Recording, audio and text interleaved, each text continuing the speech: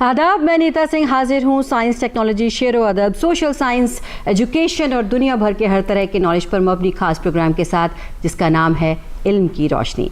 आज के इस प्रोग्राम में हम बात करेंगे कॉमन यूनिवर्सिटी एंट्रेंस टेस्ट यानी CUET की, जो आज मुल्क की हायर एजुकेशन सिस्टम में एक बड़ा बदलाव बनकर सामने आया है। CUET का मकसद हिंदुस्तान के स्टूडेंट्स को एक ऐसा प्लेटफॉर्म देना है जो अलग अलग यूनिवर्सिटीज़ के लिए बार बार एंट्रेंस एग्ज़ाम के प्रेशर को कम कर सके। CUET से जहां गाँव और छोटे शहरों के स्टूडेंट्स को बेहतर मौके मिल रहे हैं, वहीं ये सिस्टम मेरिट बेस्ड एडमिशन को भी मजबूत बना रहा है। CUET का स्कोप कितना बड़ा है और अभी भी क्या कुछ चैलेंजेस हैं जिन पर गौर करने की ज़रूरत है, इन्हीं तमाम पहलुओं पर बात करने के लिए आज हमारे साथ स्टूडियो में मौजूद हैं दो खास मेहमान। दयाल सिंह कॉलेज दिल्ली यूनिवर्सिटी से प्रोफेसर सुधीर सिंह और दिल्ली यूनिवर्सिटी से रिसर्चर स्कॉलर विवेक चाहर। आप दोनों का हम प्रोग्राम में बहुत बहुत स्वागत करते हैं। साथ ही अपने व्यूअर्स को याद दिला दें कि आपके जहन में भी कोई सवाल CUET के हवाले से है तो आप कॉल करके हमारे एक्सपर्ट से सीधे बात कर सकते हैं। इसके लिए आपके टीवी स्क्रीन पर हमारा टोल फ्री नंबर लगातार फ्लैश किया जा रहा है। तो बात करते हैं CUET पर। सबसे पहले प्रोफेसर सुधीर सिंह, आपसे ये समझना चाहेंगे कि CUET यानी कॉमन यूनिवर्सिटी एंट्रेंस टेस्ट है क्या? देखिए, बरसों से जो एडमिशन हो रहा था हमारे विश्वविद्यालयों में वो अंक के आधार पर था। अब अंक कोई बच्चा 90% लाया तो उस हिसाब से ऊपर से ले लिया गया, तो ये महसूस किया जा रहा था कि हो सकता है कि 50% वाले बच्चे जो कि अंक के आधार पर जो एडमिशन प्रोसेस था उसमें बिल्कुल पीछे के जगह पे खड़े हो जाते थे, चूँकि उनका कहीं कुछ होना नहीं था और उनका एडमिशन होता भी नहीं था यूनिवर्सिटी सिस्टम में। बहुत हुआ तो बहुत दूर दराज के किसी विश्वविद्यालय में हो जाता था, वो भी बहुत लेट करके। तो ये महसूस किया गया कि कहीं न कहीं जब उन्होंने नंबर 90 लाया है या 50 लाया है तो फिर से एक एंट्रेंस टेस्ट होना चाहिए वैश्विक तौर पर। जब आप वैश्विक दुनिया में उतरते हैं तो पूरे दुनिया में एंट्रेंस टेस्ट के आधार पर ही एडमिशन होता है। जो यूरोप है, अमेरिका है, कनाडा है, ऑस्ट्रेलिया है, जहाँ की शिक्षा व्यवस्था बहुत ही दूसरे तरह से अच्छी है, तो वहाँ एंट्रेंस टेस्ट के आधार पर ही प्रवेश मिलता है, एडमिशन मिलता है। तो हमने किया कि हमारे यहाँ भी ये होनी चाहिए। तो फिर कोरोना का कालखंड आया, उसी बीच में NEP आ गई, तो उसमें 2022 से ये ऑपरेशनल हुआ और गत वर्ष जो 2025 का जो CUET था उसमें लगभग 15 लाख से थोड़ा ऊपर बच्चों ने शिरकत की। अब उसमें यह है कि दिल्ली यूनिवर्सिटी को क्या लेना है, पौंडीचेरी यूनिवर्सिटी को क्या लेना है, पटना यूनिवर्सिटी को क्या लेना है। ये वॉलंटरली है कि स्टेट यूनिवर्सिटी उसमें आए। अब तक 300 के आसपास यूनिवर्सिटी उसमें आ गए हैं उस कैम्बिट में। वैसे भारत में लगभग 1200 पब्लिक यूनिवर्सिटी और प्राइवेट यूनिवर्सिटी भी उतना ही है और बड़ी संख्या में अभी यूनिवर्सिटी नहीं आए हैं। आप मान लीजिए कि 20% के आसपास विश्वविद्यालय आए हैं जी। तो ये मोटा मोटी अभी का स्ट्रक्चर है जी। बिल्कुल। तो ये तो बात हुई CUET आखिर है क्या, और आपसे समझना चाहेंगे विवेक जी कि पैटर्न अगर हम जानना चाहें तो पैटर्न क्या रहता है इसका? देखिए, CUET UG एवं PG दोनों ही स्तर पर एंट्रेंस के लिए कंडक्ट कराया जाता है NTA द्वारा।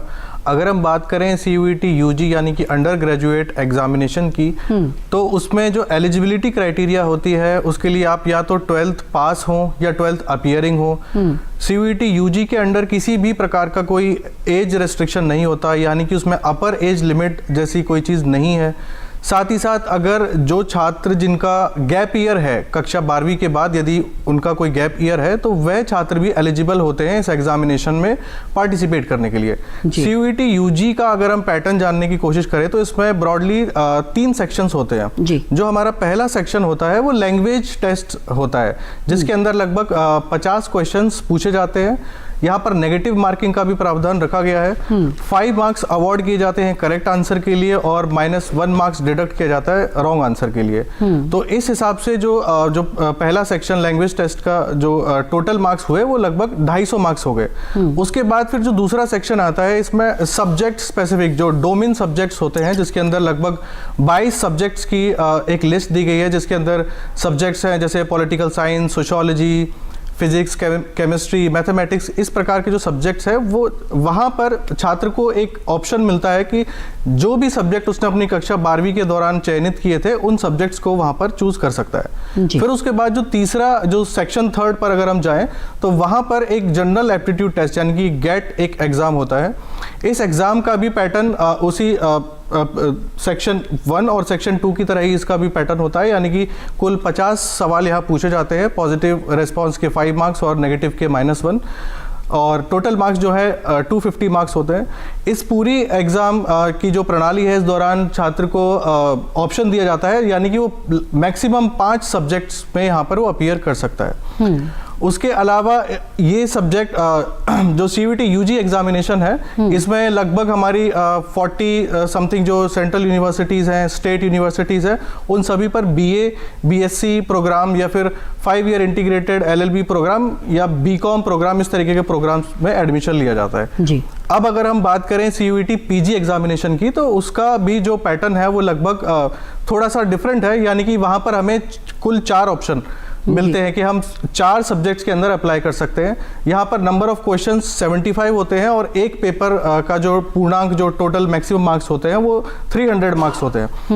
और यहाँ एलिजिबिलिटी के लिए हमारे पास मिनिमम जो ग्रेजुएशन है वो हमारे पास होना चाहिए जी। और इसके अलावा यहाँ पर भी कई प्रकार की जो लिस्ट एग्जामिनेशन द्वारा प्रोवाइड की जाती है, जिसमें ह्यूमैनिटीज़ के सब्जेक्ट्स होते हैं, साइंस के सब्जेक्ट्स होते हैं, प्रोफेशनल कोर्सेज के भी सब्जेक्ट होते हैं जैसे कि LLB, MBA।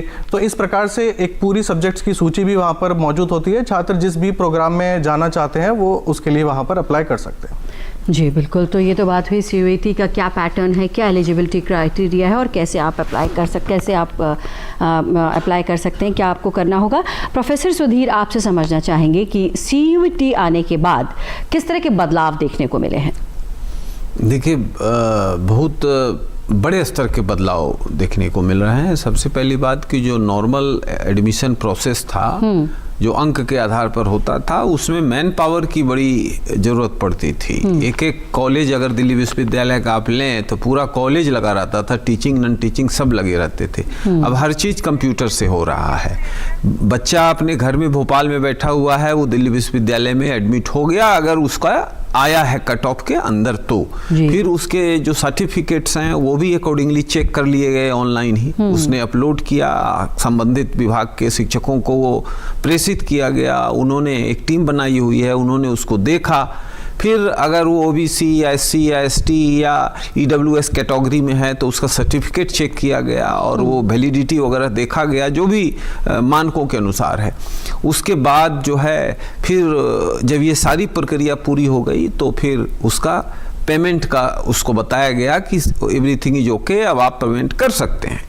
तो वो बच्चा अपने जहाँ से भी बैठा हुआ है उसने बैंकिंग मोड में, ऑनलाइन बैंकिंग मोड से अपना पेमेंट कर दिया और उसको रिसिप्ट चली जाती है और उसका डन हो गया एडमिशन।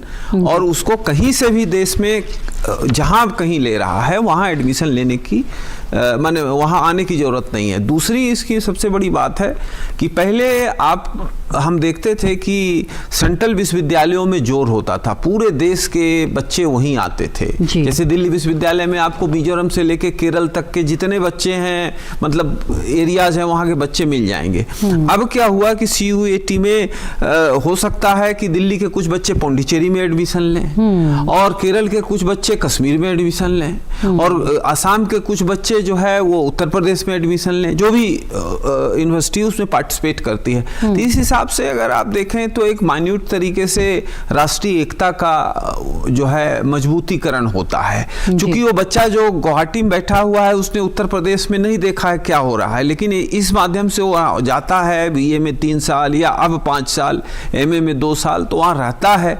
तो रहने से वहाँ की संस्कृति, वहाँ खान पान, वहाँ का कपड़ा, ये सारा कुछ वो फर्स्ट हैंड देखता है। और उसने जो सुना है, जो सोसाइटल बायस वगैरह है उन सोसाइटीज में वाइस वर्सा अब यहाँ के बच्चों में भी है वहाँ के लिए, तो वो दोनों चीज़ें दूर हो जाती है। क्योंकि बच्चा जो फर्स्ट हैंड देखता है तो उसकी जो आभा पटल है वो क्लियरिटी में आ जाती है, उसको कोई कन्फ्यूजन नहीं रहता है। तीसरी इसकी सबसे बड़ी बात है कि मेरिट को वरीयता दी गई, ये सबसे महत्वपूर्ण है इन 3 लिस्ट में, जो तीसरा में जो बता रहा हूँ।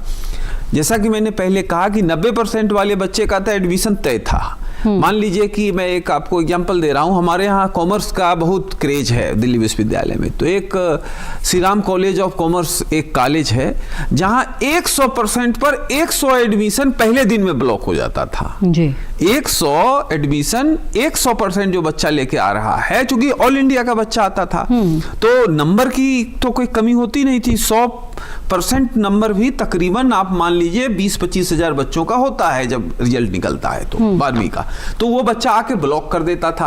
अब ठीक है कि वो बच्चे ने अच्छा परफॉर्मेंस किया, लेकिन 45 और 50% वाला बच्चा भी हो सकता है कि अगर उसको एक अपॉर्चुनिटी दी जाए रिटर्न का 90 और 100 वाले को, 50-45 वाले को, तो उसमें 10-20-45 वाले भी अपने मेरिट से आ जाएं। तो वो मेरिट की रिस्पेक्ट हुई और इससे ट्रांसपेरेंसी बहुत बड़ी पैमाने पे हुई। थोड़ा बहुत इसमें टेक्निकल ग्लिचेज वगैरह भी आते हैं, वो भी एक पक्ष है जो कि चूंकि इसमें रूरल सेक्टर के भी बच्चे आते हैं, गांव से भी आते हैं, शहरों से आते हैं, बड़े छोटे शहरों से, तो गांव के में इंटरनेट का प्रसार उतना नहीं है और वो थोड़ा अब बढ़ रहा है, लेकिन उनको थोड़ी समस्या होती है। लेकिन अब चूंकि ये 5वां साल होगा 2026, तो मुझे लगता है कि उन ग्लिचेज से बच्चे अब काफी उबर चुके हैं। फिर भी थोड़ा बहुत उस पर लगातार ध्यान देने की जरूरत है कि टेक्निकली वो चीजें स्मूथ रहे, तो बच्चा कहीं से भी देश के किसी भी कोने में बैठ के अगर कुछ गतिविधि कर रहा है, उसके लिए फॉर्म दे रहा है या पैसे भर रहा है, तो किसी तरह की समस्या उसको टेक्निकली नहीं आनी चाहिए। बिल्कुल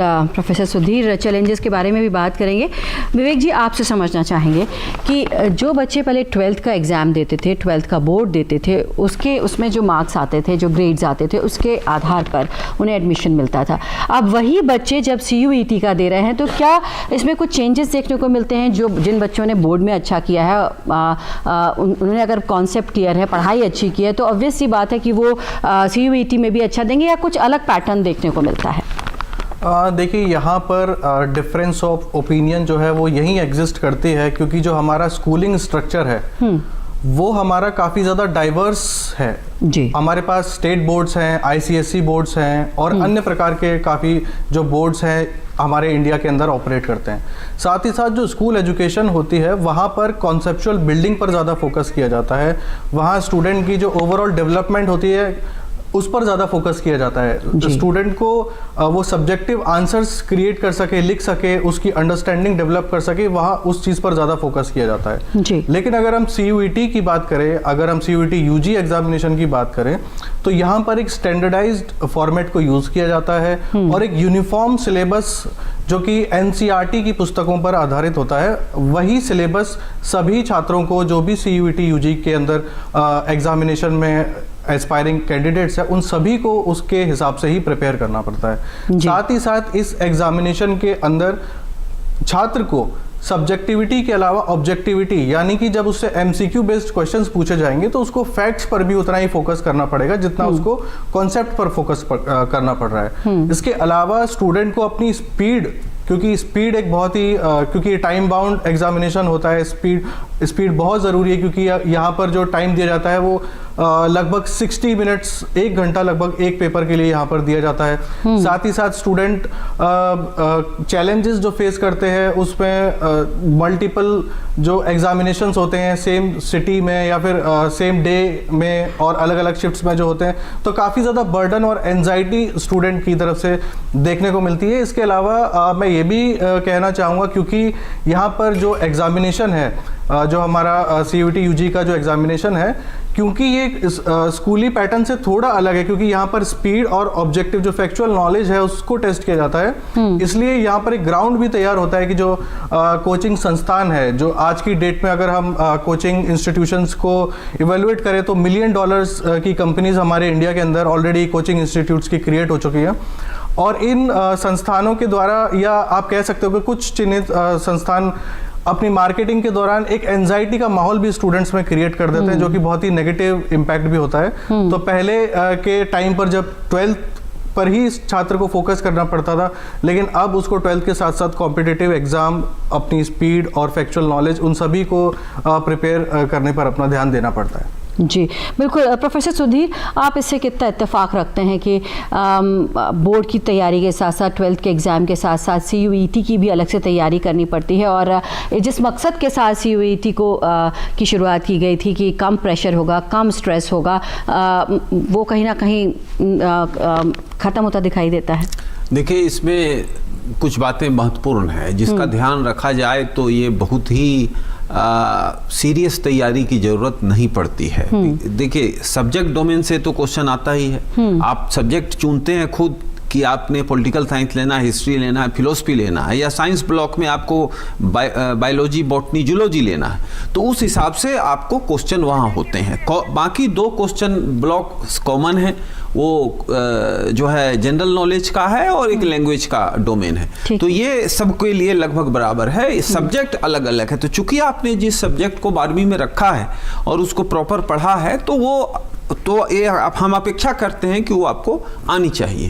अब प्रॉब्लम यहाँ ये होता है, जैसा कि चार ने भी ये बात सही कहा, कि ये प्रॉब्लम ये उठता है कि कंप्यूटर का नॉलेज टाइम बाउंड है, कंप्यूटर का नॉलेज बहुत कम है, या कंप्यूटर चलाने नहीं आता है, तो आप देखिए उसमें फिर सिलेबस का मामला है कि कई एक जो है स्कूल बोर्ड हैं, सेंट्रल स्कूल बोर्ड है, स्टेट स्कूल बोर्ड है, तो सिलेबस अलग अलग है। बहुत जगह तो सिलेबस अभी भी पुराना ही चल रहा है, 30 साल पुराना, उसका अपडेट नहीं हुआ, तो एक तो उनको अपडेट करने की जरूरत है, और सेंट्रल जो सिलेबस है उसके सिनर्जियाइज करने की जरूरत है कि बहुत मिले।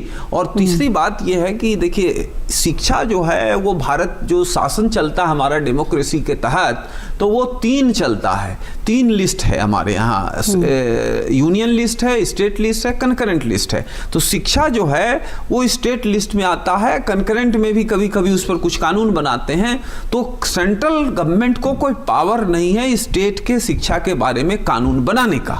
अब स्टेट उस पर अपना कानून बनाता है। अब देखिए कि NEP में 3 भाषा का फॉर्मूला लगाया गया, कुछ स्टेट्स ने उसको नहीं माना अपने हिसाब से, उनकी अपनी मजबूरी है या अपना एक चॉइस है, जो भी कहें आप, तो वहां पर स्टेट को थोड़ा सा लिबरल होके एक सेंट्रल फ्रेमवर्क में सोचना होगा, क्योंकि नुकसान तो बच्चों का होता है, और वो बच्चे तमिलनाडु के हों कि केरल के हों कि असम के हो, बच्चा कहीं कोई कमजोर नहीं है, उसको सुविधाएं कम मिली है, अब वो सिलेबस ही नहीं पढ़ा उस तरह से, तो निश्चित तौर पर वो पीछे जाएगा। अगर उसने सिलेबस पढ़ा है तो वो जरूर आगे आएगा। तो ये चीज स्टेट गवर्नमेंट्स को खास करके देखनी चाहिए, जो स्टेट बोर्ड्स हैं उनको चलाने वाले जो लोग हैं उनको ध्यान से देखना चाहिए, तो इससे सुगमता बनेगी। क्योंकि अब 5 साल हो गया तो बहुत चीजें लोगों को पता हो गई हैं, लेकिन कंप्यूटर वाला कंपोनेंट अभी भी टेक केयर नहीं हुआ है, क्योंकि सुदूर जो हमारे गांव वाले स्कूल्स हैं वहां कंप्यूटर की सुविधा ऑलमोस्ट कम है, तो वो सारी इश्यूज हैं, उसको टेक केयर राज्य सरकार को प्राथमिकता के आधार पर करना चाहिए, और घरों में भी गार्जियन को चाहिए कि बच्चों को कंप्यूटर की ट्रेनिंग अपने स्तर से भी थोड़ा दें, जिससे वो जो कंपटीशन का ये दौड़ है उसमें वो पीछे नहीं रह जाए, क्योंकि एक एक नंबर महत्वपूर्ण है। जी बिल्कुल, तो ये तो एक बहुत बड़ा चैलेंज है, ये जो कंप्यूटर एजुकेशन की बात बता रहे हैं प्रोफेसर सुधीर। विवेक जी, आप क्या कहेंगे कि अगर जो स्टेट बोर्ड्स की हम बात करें, उनका जो सिलेबस होता है वो जो CBSE है उसके सिलेबस से काफ़ी अलग होता है। अगर हम CUET की बात करें तो क्या सिलेबस रहता है, किस तरह के क्वेश्चंस रहते हैं, NCERT बेस्ड होते हैं, और कितनी मुश्किल होती है स्टेट बोर्ड वाले बच्चों को? देखिए, इसमें जो स्टेट बोर्ड्स की अगर हम पर्टिकुलरली बात करें तो सुधीर सर ने भी बहुत ही राइटली इस चीज़ को कहा कि एक डिजिटल डिवाइड तो है हमारे नेशन में। जो एजुकेशन हमें CBSE बोर्ड के अंदर जिस प्रकार से हमें देखने को मिलता है उसका सिनेरियो हमारे स्टेट बोर्ड्स में और बाकी बोर्ड्स में थोड़ा डिफरेंट है। और यदि हम बात करें कि जो सिलेबस हमारा किस प्रकार का होता है, तो सिलेबस मोर और लेस लगभग 90% से ज़्यादा हमारा जो सिलेबस होता है CUET UG एग्जामिनेशन का, वो हमारे CBSE बोर्ड का जो करिकुलम है बिल्कुल उससे हुबहू मिलता जुलता सिलेबस हमें देखने को मिलता है। और इसके अलावा जो स्टेट बोर्ड्स से जो स्टूडेंट्स होते हैं उनको इसी तरीके के चैलेंजेस ज़्यादातर फेस करने पड़ते हैं, क्योंकि लैंग्वेज बैरियर्स भी काफ़ी ज़्यादा हमें देखने को मिलता है। और अगर हम CUET UG के तीनों सेक्शन के सिलेबस की बात करें तो जो हमारा लैंग्वेज सेक्शन होता है उसमें तो ऑलरेडी सर ने भी बताया कि उसके अंदर हमें हमारी जो वर्बल एबिलिटी है उसको टेस्ट किया जाता है, हमारा कॉम्प्रिहेंशन कितना अच्छा है, या फिर हमारी वोकेबुलरी या ग्रामर हमारी एक पर्टिकुलर लैंग्वेज में किस तरीके की है उसको टेस्ट किया जाता है। डोमेन सब्जेक्ट में तो ऑलरेडी जो आपने 12th में पढ़ा है, जो आपने वहाँ पे ज्ञान अर्जित किया है, उसी के आधार पर आपसे वहाँ पे प्रश्न पूछे जाते हैं। साथ ही साथ जो जनरल एप्टीट्यूड टेस्ट होता है, यानी कि जो GAT होता है, उसके अंदर क्वांटिटेटिव रीजनिंग एक साधारण एक 12वीं के छात्र से जो एक्सपेक्ट किया जाता है जिस प्रकार का एप्टीट्यूड हो, तो वहाँ पर हमें रीजनिंग के क्वेश्चन, जनरल अवेयरनेस के, करंट अफेयर्स के और क्वांटिटेटिव एप्टीट्यूड के नॉर्मल क्वेश्चंस हमें वहाँ पर देखने को मिलते हैं। जी बिल्कुल। प्रोफेसर सुधीर, शुरुआत में कोई भी चीज़ शुरू होती है तो फिर कुछ ना कुछ चैलेंजेस ज़्यादा होते हैं। 2022 में इसकी शुरुआत हुई और अब 26 में हम आ गए हैं। किस तरह से इवॉल्व या किस तरह से बदलाव आपको इस बीच दिखा? देखिए, पहला तो काफ़ी चुनौती था 2022 में, चूँकि फर्स्ट टाइमर था और फिर कोरोना के चलते पूरे देश में और समाज में एक निगेटिविटी का माहौल था, तो उससे निकलना एक बड़ी चुनौती थी। अंतोगत्वा समाज उससे बाहर निकला, देश बाहर आया, तो 23 से स्मूथनेस आना शुरू हुआ। चैलेंजेज तो रहते हैं, ग्लिचेज होते हैं, लेकिन वो सब चीज़ अब बहुत बड़े पैमाने पर टेक केयर कर लिया गया है। स्टूडेंट के तरफ से भी काफ़ी तैयारियां रहती हैं और शासन प्रशासन जो आयोजित करता है NTA, वो भी इसके लिए बहुत ही सजग रहता है। चूँकि NTA बनी है परीक्षा कराने के लिए, उसका नाम है नेशनल टेस्टिंग एजेंसी, तो वो टेस्ट जो है करता है, तो उनको वो भी ध्यान देते हैं कि सिलेबस से कोई क्वेश्चन बाहर का ना हो। जी। अब आप आए दिन अखबारों में देखेंगे जब एग्जाम होगा कि सिलेबस से बहुत बाहर क्वेश्चन था, ये वो, तो 99% वो आरोप ही होते हैं, उसमें कोई हकीकत नहीं होता है। जो कोचिंग इंस्टीट्यूट्स हैं वो उनकी अपनी समस्या है, उनके अनुसार अगर उन्होंने जो भी बच्चों को पढ़ाया उसके अनुसार अगर सवाल नहीं आए तो वो कहने लगते हैं, वो यूट्यूब पे सोशल मीडिया भरा होगा कि जी सिलेबस से नहीं आया। बात ऐसा नहीं है, सिलेबस से ही आता है, क्योंकि जो क्वेश्चन बनाते हैं उनके सामने सिलेबस रखा होता है और उनको कहा जाता है कि आप सिलेबस के अनुसार क्वेश्चन बनाएं। टीक मारना पड़ता है ईच एंड एवरी पॉइंट जो सिलेबस में है कि ये question point number unit number 3 के सब यूनिट नंबर 7 से जुड़ता है, ये 9 से जुड़ता है, तो वहां से डेविएशन की उम्मीद नहीं के बराबर है। अब समस्या ये उठती है, लैंग्वेज की भी प्रॉब्लम है।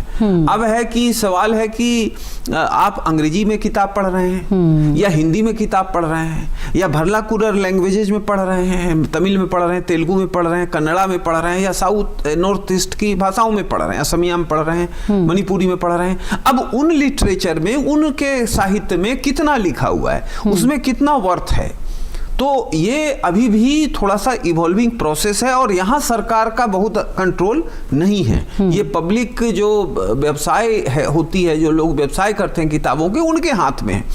तो अब आप देखिए कि अभी तक जो स्थिति है उसमें अंग्रेजी 1 नंबर पे है, जिसमें बढ़िया लिटरेचर है। दूसरे स्थान पे हिंदी है, उसमें भी अब बढ़िया लिटरेचर आने लगा है। लेकिन क्षेत्रीय भाषाओं में, खास करके साउथ की भाषा में भी कमियां हैं अभी, मतलब उतना लिटरेचर वो खड़ा नहीं कर पाए हैं जितना एडिक्वेट लिटरेचर चाहिए। फिर जो नॉर्थ ईस्ट की भाषाएं हैं, छोटी छोटी भाषाएं हैं, तो उसमें बहुत कम है। अब असमिया में तो है लेकिन मणिपुरी में नहीं है। त्रिपुरा में जो त्रिपुरी भाषा बोली जाती है उसमें लिटरेचर नहीं है, लेकिन बच्चे तो वहां से भी आएंगे, तो वो किस भाषा का उपयोग करेंगे? ये सारी समस्याएं हैं जिसको लार्ज लेवल पर सोसाइटी और सरकार को बैठ के देखना पड़ेगा, कोऑर्डिनेट करना पड़ेगा। जो किताब छापने वाले लोग हैं उनको भी बैठा के बात करनी पड़ेगी। उस तरह से कैलिबर वाली किताब, जो मेरिट वाली चीजें हैं, वो प्रोड्यूस करनी पड़ेगी। बच्चा वहीं कमजोर पड़ता है। मैं एक शिक्षक के तौर पर मानता हूं कि कोई भी बच्चा कमजोर नहीं होता है। उसको मटेरियल कम मिला, उसको एक माहौल कमजोर मिला तो बच्चा कमजोर हो गया। अदरवाइज कोई भी बच्चा कमजोर नहीं होता है। मेहनत करने में हर बच्चा जो है मजबूत है। अगर उसको सारी सुविधाएं दी जाए तो बच्चा अच्छा करेगा। जरूरत है कि ये जो डिफिसिट्स है इसको टेक केयर किया जाए। जी बिल्कुल। तो चैलेंज एक और सामने आया है कि लैंग्वेज बैरियर भी होता है, लैंग्वेज प्रॉब्लम भी होती है। विवेक जी, आपसे समझना चाहेंगे कि आपको क्या लगता है कि और क्या चैलेंजेस हैं? देखिए, मैं कहूँगा कि चैलेंजेस यहाँ पर जितने भी स्टेक होल्डर्स हैं, चाहे वो एनटीए हो या सीयूईटी यूजी का जो एग्जामिनेशन पैटर्न हो या स्टूडेंट्स हो, लॉजिस्टिकल चैलेंजेस हैं, तो हर एक प्रकार के चैलेंजेस हमें यहाँ पर देखने को मिलते हैं। जैसा कि अभी सर ने भी मेंशन किया कि इनिशियली जब 2022 से स्टार्ट हुआ तो कुछ टेक्नोलॉजिकल प्रॉब्लम्स हमें फेस करनी पड़ी, लेकिन मोर और लेस उनको हमने धीरे धीरे एड्रेस किया और इसको और ज़्यादा एक फुल प्रूफ टेस्ट बॉडी के उस जरिए से हम इसको सामने लेकर आए। यही हमें लॉजिस्टिकल अगर चैलेंजेस की बात करें तो क्योंकि 15 लाख से लगभग ज़्यादा छात्र एक साथ इस एग्जामिनेशन के लिए अपीयर हो रहे हैं, तो एक बहुत बड़ी मैन पावर, साथ ही साथ टेक्निकल एडवांसमेंट्स की हमें बहुत ज़रूरत पड़ती है। तो लॉजिस्टिकल में कभी कभी ऐसा होता है कि जैसे पिछले वर्ष ऐसा देखा गया कि दिल्ली के अंदर कई सारे सेंटर्स पर जो हमारा सिस्टम है, जो हमारा सर्वर है, वो क्रैश कर गया, जिसके कारण से दोबारा से उस टेस्ट को कंडक्ट कराना पड़ा। उसके अलावा कोऑर्डिनेशन एक बहुत ही इंपॉर्टेंट एस्पेक्ट है, क्योंकि काफ़ी सारे सेंटर्स पर एक दिन के अंदर कई शिफ्ट्स में ये एग्जामिनेशन होता है। उसके अलावा स्टूडेंट्स को भी काफ़ी चीज़ें, चैलेंजेस एक तरीके से फेस करना ही पड़ता है, क्योंकि उनके सेंटर्स कई बार ऐसा होता है कि उनकी सिटी से थोड़ा दूर आता है, लेकिन हर बार कोशिश यही की जाती है एनटीए द्वारा सीयूईटी यूजी के अंदर कि स्टूडेंट को सेंटर्स उनके नज़दीक मिले। अगर हम स्टूडेंट के पॉइंट ऑफ व्यू से देखें तो सबसे बड़ी कन्फ्यूजन जो स्टूडेंट्स के बीच में होती है वो नॉर्मलाइजेशन को लेकर होती है, यानी कि यहाँ पर जो एग्जामिनेशन अलग अलग शिफ्ट्स में कंडक्ट कराया जा रहा है तो उसका एक नॉर्मलाइज स्कोर निकाला जाता है, जिसके अंदर हम इस चीज़ को देखते हैं कि किस शिफ्ट में उस पर्टिकुलर एग्जाम की जो डिफिकल्टी लेवल थी वो क्या थी और किस शिफ्ट में वो आसान था रिलेटिवली। उन सबको एक फॉर्मूले के तरीके से, तौर तरीके से वहाँ पर एक नॉर्मलाइज स्कोर निकाला जाता है, जिससे स्टूडेंट के अंदर भी एक फियर डेवलप हो जाता है कि कहीं उनके जो उनके स्कोर है, जो उनका रॉ स्कोर है, वो कम होकर परसेंटाइल के रूप में उनके सामने उभर कर ना आ जाए जी। इसके अलावा जो चैलेंजेस है उन सब पर लगभग सरकार काम कर रही है, क्योंकि इतना बड़ा स्टूडेंट्स का चंक है, लगभग मिलियन स्टूडेंट्स से भी ज़्यादा स्टूडेंट्स हमारे साथ इस एग्जामिनेशन में जुड़ते हैं। तो ये सारे चैलेंजेस हैं जिसमें स्टूडेंट को भी अपने साइड से एफर्ट्स करने पड़ते हैं, गवर्नमेंट भी कर रही है और साथ ही साथ एक कोशिश करी जा रही है हर तरफ से कि इस एग्जामिनेशन को एक फुल प्रूफ और एक अच्छा ट्रांसपेरेंट एग्जामिनेशन के तौर पर सामने लेकर आया जाए। बिल्कुल, गवर्नमेंट लगातार कोशिश कर रही है। प्रोफेसर सुधीर, आपसे समझना चाहेंगे, जब इसकी शुरुआत हुई तो क्या किसी तरह का रेजिस्टेंस स्टूडेंट्स या उनके पेरेंट्स की तरफ से या एक्सेप्टेंस में देखने को मिला? देखिए, रेजिस्टेंस तो नहीं था, लेकिन एक्सेप्टेंस में थोड़ी तो समस्या थी, क्योंकि एक परंपरा बन गई थी कि अंक के आधार पे एडमिशन होगा, तो जिसको अंक आया बढ़िया उसका एडमिशन क्लियरिटी के साथ हो जाता था। और लेकिन बाद में गार्जियंस लोगों ने इस बात को रियलाइज किया कि ये जो ट्रांसपेरेंसी आई है वो बड़ी चीज है। क्योंकि आप देखिए कि हमारा एक व्यवस्था होने के नाते, एक व्यवस्था में हिस्सा होने के नाते हमारा क्या उद्देश्य है? हमारा उद्देश्य है कि कोई भी बच्चा जो कैलिबर वाला है वो जो मुख्य धारा है उससे पीछे न छूट पाए। तो सीयूईटी इस मामले में एक सफल रहा है अभियान की, उसने उन बच्चों को भी अपने मुख्य धारा में समाहित कर लिया है जो बच्चे का एडमिशन कहीं नहीं होता, वो भी एडमिशन उनका हो रहा है। उनकी मात्रा में अलग अलग हो सकता है, वैसे बच्चे मान लीजिए 20% आ रहे हैं ओवरऑल, लेकिन अगर पुराना वाले प्रोसेस में तो 0% आ रहे थे, तो वो एक बड़ी चीज है। अब रही बात की जितनी ये कंप्यूटर की समस्या है, पढ़ने वाली सामग्री की समस्या है, तो ये समस्या तो जगह जगह का अलग अलग है। तो किस प्रदेश में, किस शहर में, किस गांव में किस तरह की स्थिति है उस पर डिपेंड कर रहा है। तो मुझे लगता है कि अब 5 साल हो रहे हैं, 15 लाख 2025 में बच्चे बैठे, शुरुआती दौर में 8-9 लाख ही बच्चों का पॉपुलेशन था। आज अब 2026 में आप मान लीजिए कि 20 लाख टच करना चाहिए, तो ये 2030 में ये 50 लाख पहुंच जाएगा जी। आज 2030 4 साल आगे है जस्ट, तो ये बड़े पैमाने पे अब फैल रहा है। अब जरूरत इस बात की है, जो बहुत गंभीर जरूरत है, कि सारे स्टेक होल्डर्स जो है एक दूसरे की कमियों को, जो डिफिसिट है उसको ढकने के लिए, उसको पूरा करने के लिए प्रयास करें। और सरकार का ये दायित्व है, यूनिवर्सिटी सिस्टम जो सरकार में जो भी सिस्टम इसको कोऑर्डिनेट यूजीसी करती है या उच्च शिक्षा मंत्रालय करता है या एनटीए करता है, इनका दायित्व है कि सारे स्टेक होल्डर्स को बैठा के बात करें और लगातार बात करें। हर अभी जो एग्जाम अप्रैल में होना है, मई में होना है, तभी से बात हो और ये बात ऑनलाइन हो, किसी को कहीं आने जाने की जरूरत नहीं है, ऑनलाइन बात हो। और ये धीरे धीरे उसमें जो टेक केयर है, डिफिसिट को पूरा करना है, गैप को, उसको करने का प्रयास किया जाए। ये बड़ा प्रयास है। राजनीतिक दलों को भी, जहां सपोज सरकारें हैं और केंद्र में दूसरी सरकार, राज्य में दूसरी सरकार है, तो उस पर राजनीति शिक्षा पर कम से कम नहीं करनी चाहिए। बच्चों का भविष्य खराब होता है। बच्चे देश के हैं, वो किसी राजनीतिक दल के नहीं हैं। देश मजबूत होगा तो राजनीतिक दल भी मजबूत होंगे, क्योंकि राजनीतिक दलों का उद्देश्य ही है देश मजबूत करना। तरीके अलग अलग हैं, रास्ते अलग अलग हैं, तो शिक्षा को उनको राजनीति का अखाड़ा नहीं बनाते हुए इसमें कॉपरेट करना चाहिए। अगर वो विपक्ष में भी हैं तो इस मामले पे उनको केंद्र सरकार के साथ, जो भी सेंट्रल एजेंसियां हैं जो मॉनिटर करती हैं इन चीजों को, उनके साथ आना चाहिए। और बड़ी बात यह है कि जागरूकता इसके लिए बहुत जरूरी है। आज जो ये प्रोग्राम हो रहा है, इससे भी जागरूकता मिलेगी, इससे भी कुछ गाइडलाइन मिलेगा, कुछ क्लैरिटी आएगी। तो ये तरह की चीजें भी लगातार मीडिया में, सोशल मीडिया में, टेलीविजन पे, रेडियो में आना चाहिए। तो इससे फिर जो दुविधा है वो दुविधाएं काफी कमेंगी। बिल्कुल। तमाम तरह की चैलेंजेस ज़रूर हैं। CUET को 2022 में इम्प्लीमेंट किया गया, 4 साल हो गए हैं। और आपसे विवेक जी समझना चाहेंगे कि चैलेंजेस हैं, सरकार लगातार कोशिश कर रही है, लेकिन क्या खासियत, क्या बेनिफिट्स, क्या एडवांटेजेस आपको इसके दिखाई देते हैं?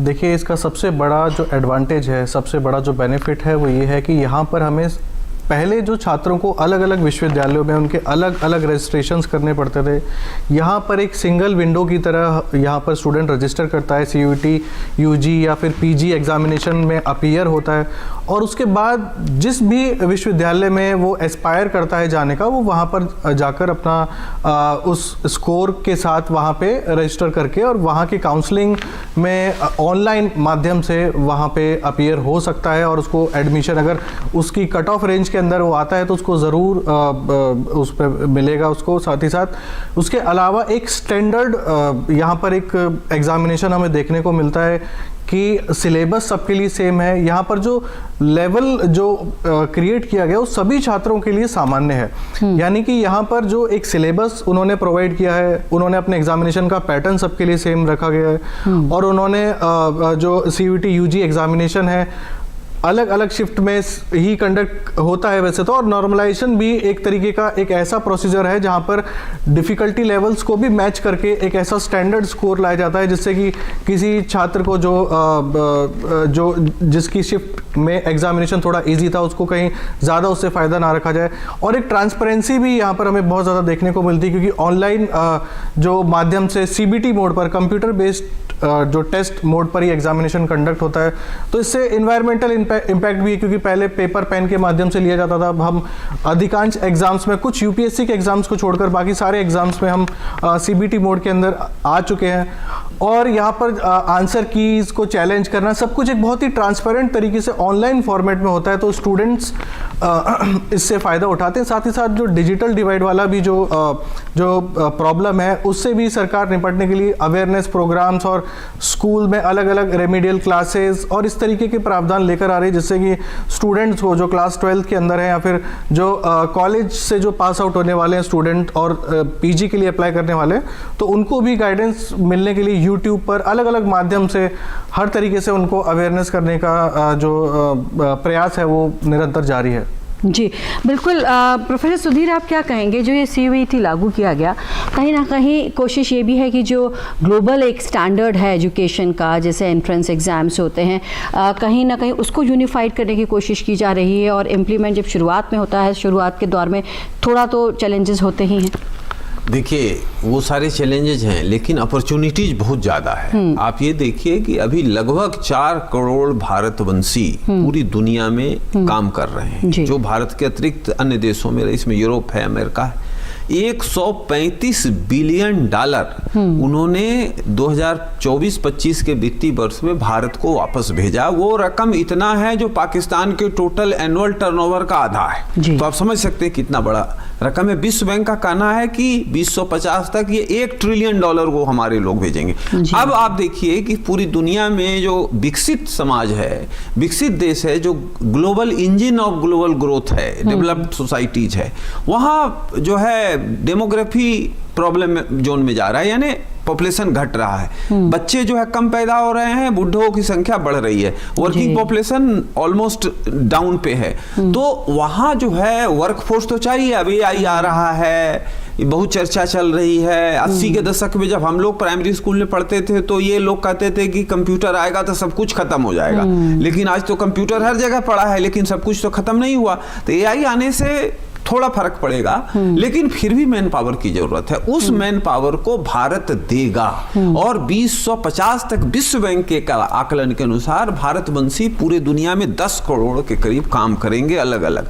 अब वो काम तो कोई ईंटा ढोने वाला नहीं करेंगे, वो स्किल्ड वर्क ही करेंगे। तो स्किल्ड वर्क के लिए आपको पढ़ाई के साथ साथ स्किल्ड भी करना है बच्चों को।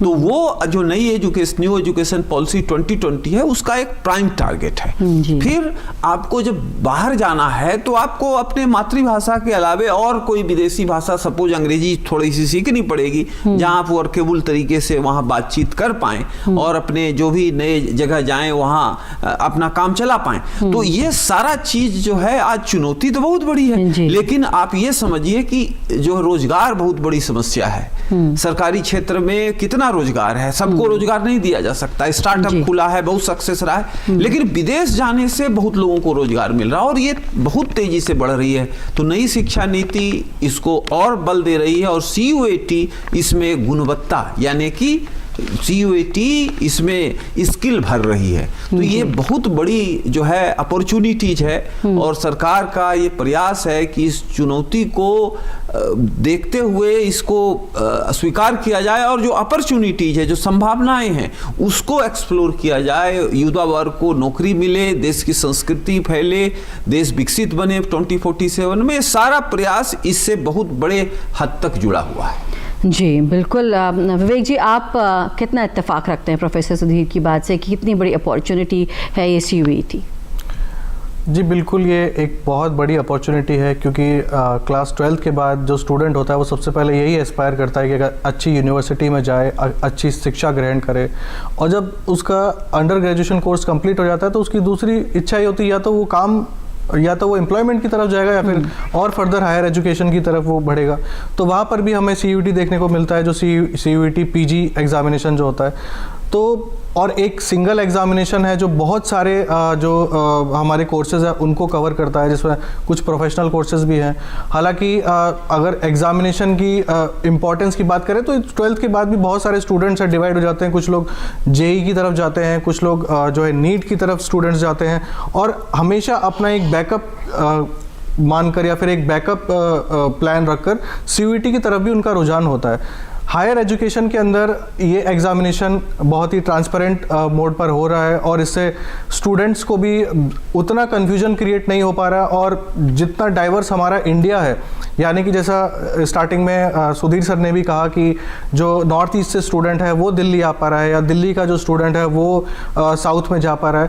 तो स्टूडेंट्स भी इस माध्यम से जो हमारा इतना डाइवर्स इंडिया है उसको वहाँ पर जाके शिक्षा ग्रहण करते हैं और वहाँ पर लोगों से अपने थॉट्स को, अपने कल्चर को एक्सचेंज करते हैं। तो ओवरऑल एक स्टूडेंट के लिए, चाहे वो क्लास 12 से निकला हुआ स्टूडेंट हो या फिर ग्रेजुएशन कंप्लीट करने के बाद जो और फर्दर हायर एजुकेशन के लिए एस्पायरिंग कैंडिडेट हो, उनके लिए बहुत ही बड़ी अपॉर्चुनिटी है। इसको समझना, इसके लिए प्रिपेयर करना एक चैलेंज हो सकता है, क्योंकि अफोर्डेबिलिटी हर स्टूडेंट की, क्योंकि कुछ जो रूरल बैकग्राउंड से आते हैं और हमारे यहाँ पर इंडिया के अंदर रिच और पुअर का जो डिवीज़न है वो भी काफ़ी हद तक हम कह सकते हैं कि जो स्टूडेंट्स हैं उनको उतना फ़ायदा नहीं मिल पाता जितना उनको मिलना चाहिए। हर स्टूडेंट के पास कोचिंग की एक्सेसिबिलिटी नहीं हो पाती है। कुछ स्टूडेंट्स के पास होती है जो शायद मॉक टेस्ट के थ्रू या अदर जो मटेरियल मिलता है उनको एक्सेसिबिलिटी अगर उनकी हो पाती है तो वो अच्छा भी कर पाते हैं। तो हमारी सरकार को ये ध्यान देने की बहुत ज़रूरत है कि यहाँ पर कोचिंग्स इंडस्ट्री भी इतनी ज़्यादा हावी ना हो जाए कि वो स्टूडेंट जो ऑलरेडी रूरल बैकग्राउंड से बिलोंग करता है, कहीं ऐसा ना हो कि वो और ज़्यादा पीछे चला जाए। और साथ ही साथ हर एक बोर्ड को, चाहे वो स्टेट बोर्ड हो, सीबीएसई बोर्ड हो, उसको रेमेडियल क्लासेस ऐसे प्रोविजंस लेकर आने चाहिए ताकि वो अपने स्टूडेंट्स को इस एग्जामिनेशन के लिए स्कूल में ही या फिर यूनिवर्सिटी में ही जो पीजी के लिए जाना चाहते हैं वहीं पर उनको वो प्रिपेयर कर सके। जी बिल्कुल, तो तमाम अपॉर्चुनिटी CUET के बारे में हमने बात की। प्रोफेसर सुधीर, आपसे समझना चाहेंगे, जो बच्चे भी CUET देना चाहते हैं, जो इसके लिए प्रिपेयर कर रहे हैं, उनके लिए आप क्या कहना चाहेंगे, किस तरह से तैयारी कर सकते हैं, और कोई एप्रीहेंशंस उनके माइंड में है तो उसको कैसे दूर कर सकते हैं? देखिए, सबसे बड़ी ज़रूरत आज बच्चों के साथ ये समस्या है कि बच्चे थोड़ा सा कंफ्यूज हैं, अभी भी कंफ्यूज हैं 4 साल के बाद भी। उनको कंफ्यूजन का माइंडसेट ख़त्म कर देना चाहिए और कोचिंग वालों के चंगुल में नहीं फंसना चाहिए। अब 4 साल एग्ज़ाम हो गया, उसके क्वेश्चंस जो हैं वो वेबसाइट पर अवेलेबल हैं, उसको डाउनलोड करें, उस किताबें बाज़ार में उपलब्ध है। परिश्रम जो है, हार्ड वर्क, उसका कोई विकल्प नहीं है।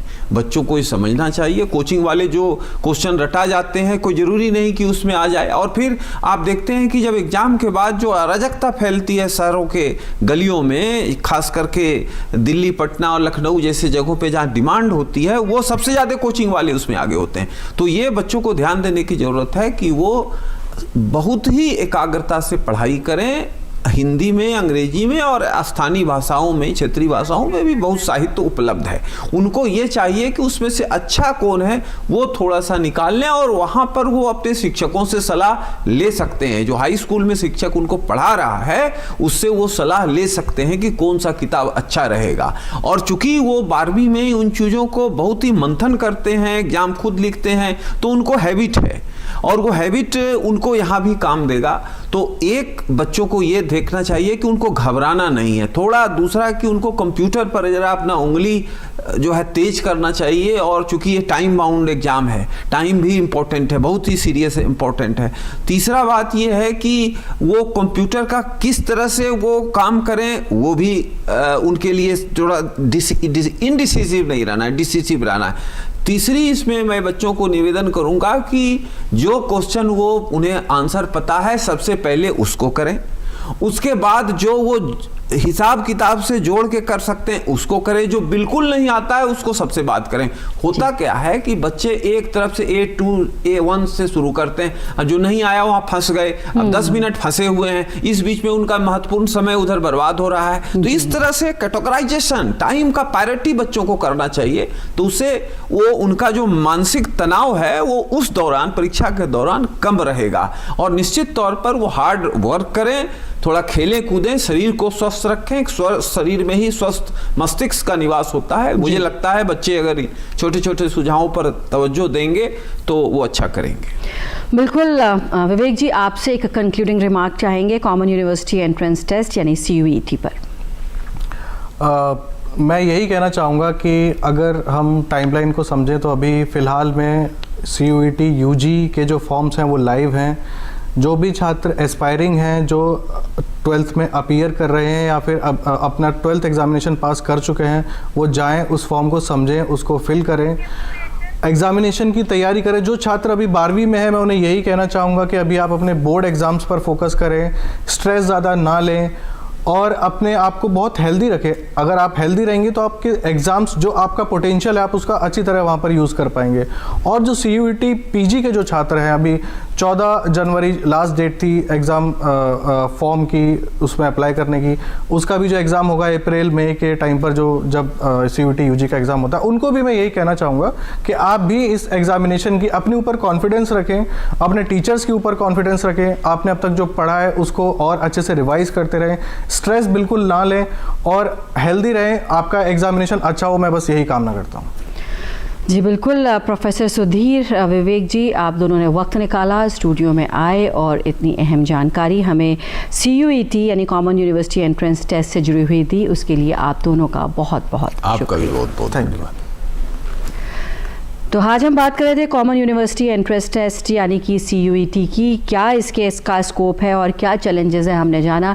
तमाम एडवांटेजेस, बेनिफिट्स, अपॉर्चुनिटीज़ क्या है इससे जुड़ी हुई, किस तरह का बदलाव आया है। अगर हम ग्लोबल एजुकेशन स्टैंडर्ड्स देखें तो उस तक पहुंचने के लिए कितना ज़रूरी है ये, और कुछ चैलेंजेस हैं जिसके के लिए लगातार सरकार, गवर्नमेंट काम कर रही है, उसको ख़त्म करने की कोशिश कर रही है, और किस तरह से CUET के एग्ज़ाम के लिए आप प्रिपेयर कर सकते हैं ये भी हमने जाना। हमारी इस खास पेशकश में फ़िलहाल इतना ही। उम्मीद है आपको हमारा प्रोग्राम पसंद आया होगा। आपके और इसी से जुड़े कोई अगर सवाल है या इस तरह का कोई प्रोग्राम और देखना चाहते हैं तो आप भी अपना मशवरा दे सकते हैं। इसके लिए हमारा email ID है hopdurdu@gmail.com। इसी के साथ हमारी पूरी टीम को दीजिए इजाज़त। आदाब।